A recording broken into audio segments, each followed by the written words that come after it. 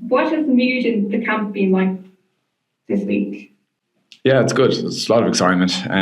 We talked about obviously the disappointment after Bordeaux, but the only silver lining, I guess, is that we were straight back into games. You didn't have to think about that as being your last game for a couple of months. So we know how special it was and how much fun we had kind of at the end of the year when we won and finished with the trophy. So that's a massive motivator for us to finish again with the trophy.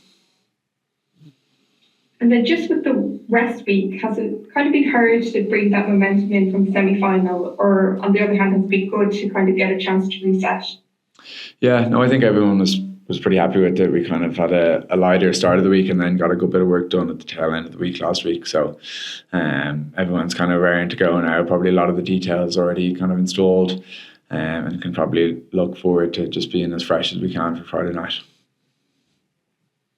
And from an insider's perspective, what has impressed you the most about Leinster's journey to the final, especially after that kind of patchy start to the season?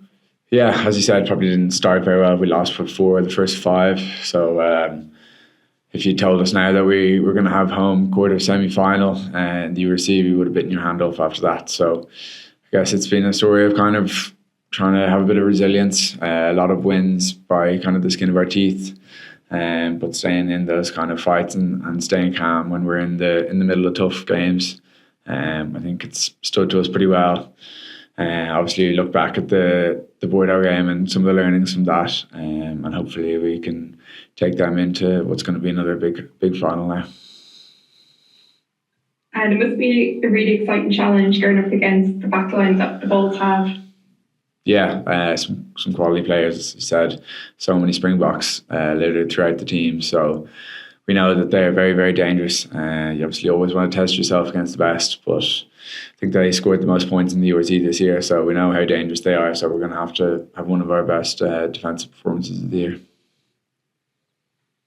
And there must be a lot of excitement getting to go back to Croke Park again. It's a repeat of last year's final. It's a lot of familiarity, and it's such an iconic stadium for you guys.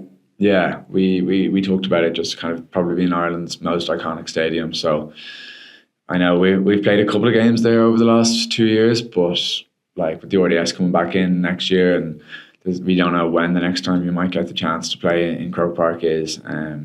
So we're just definitely not taking it for granted. We know who knows when the next time Leinster are going to play a game in Croke Park is. So I don't know what the ticket sales are at now, but I know we had about 50-something thousand at the final last year, which was incredible. So if we can get anything close to that kind of support again, it'd be amazing. And obviously there's a final on the line, but is there that bit of extra motivation to get the win for all the players that will be leaving at the end of the season? Yeah, we talked about how there's some unbelievable characters leaving the club. Guys who've been here for 10 plus years. Some guys who'd be some of the biggest characters in the dressing room. So it'll be a different place here now next year, unfortunately. But there's no better way to finish it off and send them off on a high than with the trophy. And one of those players leaving is James Lowe. Can you just speak about what it's been like to play alongside him and his time at Leinster? Yeah, he's an incredible character. He kind of came in the year that I came into the academy, so 9 years ago now. So he was always unbelievably sound, kind of chatting away to any of the young guys, happy to go out for coffees, go for lunch with anyone. And then obviously on the pitch, he brought something different from Super Rugby. We're quite different to the traditional Irish wingers. So as a winger myself, it's been amazing to learn from, whether that's some of his one-on-one skills to beating people to his kicking game as well. So yeah, he's been amazing to learn from and kind of just hang out with as well. And just one final one for me. What aspects of your game do you think have developed most across the season, or what have you taken positives away from the season as a whole?